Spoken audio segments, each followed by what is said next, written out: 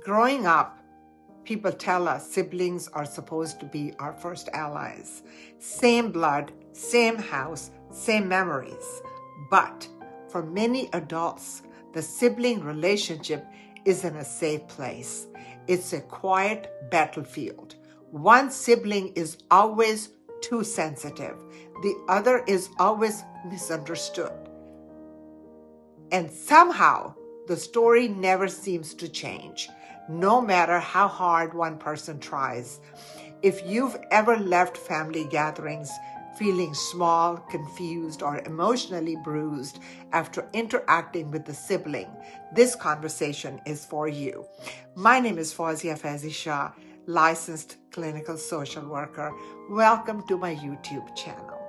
Narcissistic sibling dynamics are one of the least talked about relational wounds, yet they can shape self-esteem, attachment, and identity for a lifetime. Unlike romantic or workplace relationships, sibling bonds are rarely questioned. They are protected by cultural myths, and that's just how siblings are. They don't mean it. You only get one family.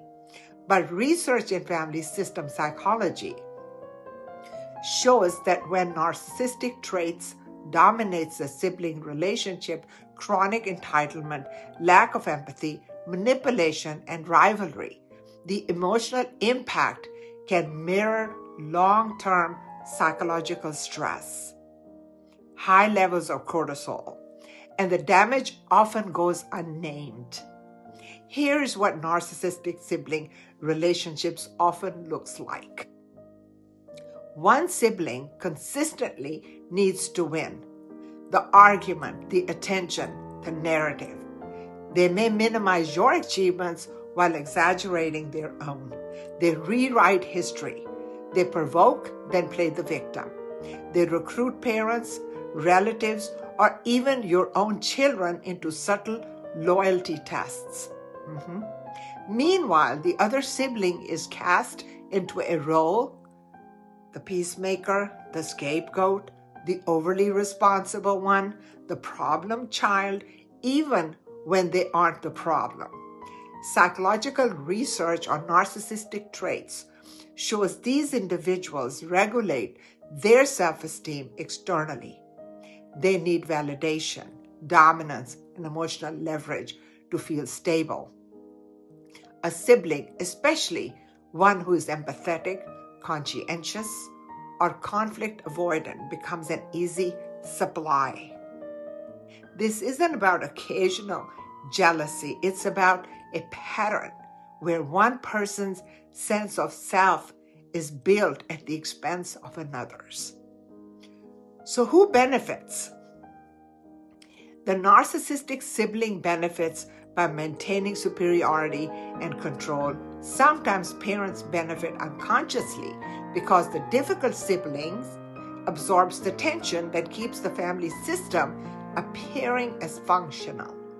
And the system itself benefits by preserving the illusion of harmony, even if it sacrifices one person's emotional well-being. The only person who doesn't benefit, the sibling who keeps trying harder. So here is what I recommend.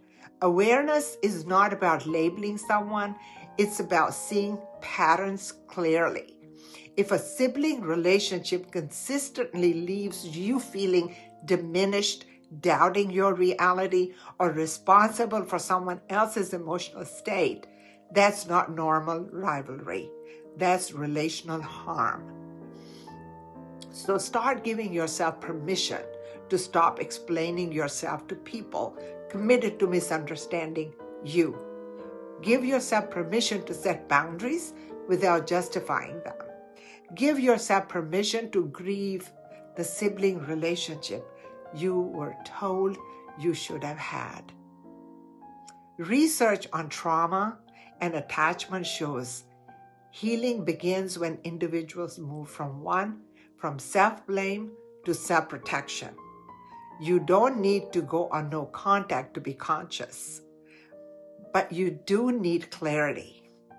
You don't need to diagnose anyone, but you do need to listen to your own nervous system.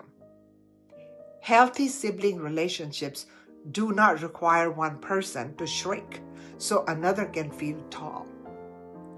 And the moment you stop playing your assigned role, the system may resist, but you finally begin to heal. That awareness alone can change generations. I hope you liked my video, and if you did, please subscribe to my channel, hit the like button, and leave a comment for me if you grew up in a home where siblings were a very big part of your life, only to realize that this family, there was so much narcissistic abuse, and siblings, or one sibling that seemed to put everyone else down, or you down, or if you were considered the scapegoat, or you were made to feel the scapegoat. I would like for you to leave a comment about that. Thank you so much, and have a great day.